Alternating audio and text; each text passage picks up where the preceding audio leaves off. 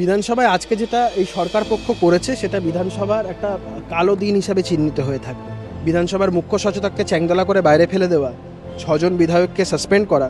আমি দেখেছিলাম, আমরা সকলেই দেখেছিলাম গত পরশুদিন সোমবার দিন বিধানসভার বিরোধী দলনেতাকে বিধানসভা থেকে সাসপেন্ড করা হয়। একটার পর একটা অগণতান্ত্রিক পদক্ষেপ এই গণতন্ত্রের মন্দিরে ঘটে চলেছে। দেখুন, এগুলো সব কটা তোলা থাকবে। সারা জীবন শাসক দল হয়ে তৃণমূল কংগ্রেস বা মমতা বন্দ্যোপাধ্যায় শাসক দলের নেত্রী হয়ে থাকবেন না, সময় পরিবর্তন হবে, এটা যেন তারা মাথায় রাখে। মমতা বন্দ্যোপাধ্যায় তার সম্পর্কে কোনো বিরোধী কথা শুনতে পারেন না।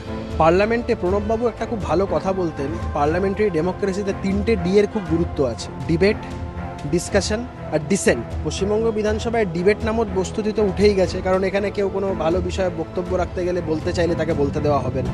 ডিবেট চলে গেল। ডিসকাশনের তো কোনো জায়গাই নেই, এই সরকার ডিসকাশনে বিশ্বাস করে না, ডেলিবারেশনে বিশ্বাস করে না। 3 নম্বর হচ্ছে ডিসেন্ট। ডিসেন্ট যদি কেউ দেখায়, ডিসেন্ট DISSENT, ডিসেন্ট দেখালে তাকে হয় জেলে যেতে হবে, নয় বিধানসভার ভেতরে বললে চ্যাংদোলা করে দেখো, একটা শঙ্কর ঘোষকে যেভাবে চ্যাংদোলা করে বাইরে বার করে দিল, সেই একই জিনিস হবে।